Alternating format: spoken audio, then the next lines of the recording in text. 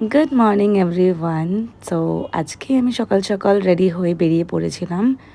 Hair স্টাইলিংয়ের practice day ছিল তাই। তো স্টুডিওতে আসার পরে এই যে আমি প্র্যাকটিস করছি একটা সুন্দর হেয়ার স্টাইল ক্রিয়েট করব।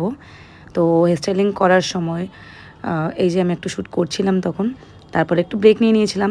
আর অনেকেই থাকে এখানে, সবাই নিজের নিজের মডেলের উপরে প্র্যাকটিস করে। তো প্র্যাকটিস করার পরে এই যে এই হেয়ার স্টাইলটা আমি কিন্তু ক্রিয়েট করেছিলাম আজকে। তো এই হেয়ার স্টাইলটা মানে জানাবে সবাই কেমন হয়েছে। আর তারপর আমি চলে এসেছিলাম মায়ের কাছে।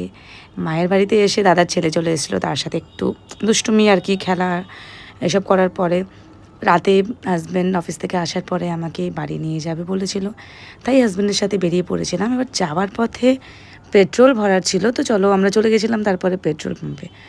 পেট্রোল পাম্পে যাওয়ার পর তো যা বাজে স্মেল আসে, জানি না অনেকের পেট্রোলের স্মেল খুব ভালো লাগে, বাট আমার একদমই পছন্দ নয়, মানে পেট্রোলের স্মেল খুবই বাজে। তো চলো এইভাবে হয়ে গেছিলো পেট্রোল ভরা, তারপরে আমরা চলে গেছিলাম আবার বাড়ির উদ্দেশ্যে।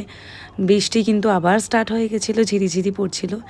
আর আমার কাছে তো হেলমেটও ছিল না, বাট সেইভাবে আমি ভেজিনি, কারণ বৃষ্টিটা সেইভাবে হচ্ছিল না। তো খুব মজা লাগছিল কিন্তু দুজন গল্প করতে করতে, এত সুন্দর হাওয়া দিচ্ছিল আর এত সুন্দর ওয়েদারটা ছিল। আর একসাথে এভাবে বৃষ্টিতে ভেজাও হয় না, মানে টাইম হয়ে ওঠে না আর কি। তারপর হাজব্যান্ড বললো চলো আজকে এই ওয়েদারে একটু বিরিয়ানি খাওয়া যাক। তো আমি বললাম চলো দেখি আগে আমাদের কপালে কী আছে, মানে দোকান খোলা আছে কি না। তো আমরা কিন্তু এক্সপেক্ট করিনি যে দোকান খোলা থাকবে, তবুও পেয়ে গেছিলাম দোকান খোলা।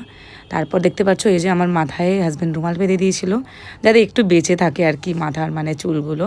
তো তারপর বিরিয়ানি প্যাক করার পরে আমরা আবার চলে গেছিলাম বাড়ির উদ্দেশ্যে। আর যাওয়ার পথে আমি এইভাবে ভিডিওটা শ্যুট করছিলাম, আর এত সুন্দর লাগছিল, মানে রাস্তাটা পুরো ফাঁকা আর ঝিরিঝিরি বৃষ্টি পড়ছিল, খুব সুন্দর লাগছিল ওয়েদারটা।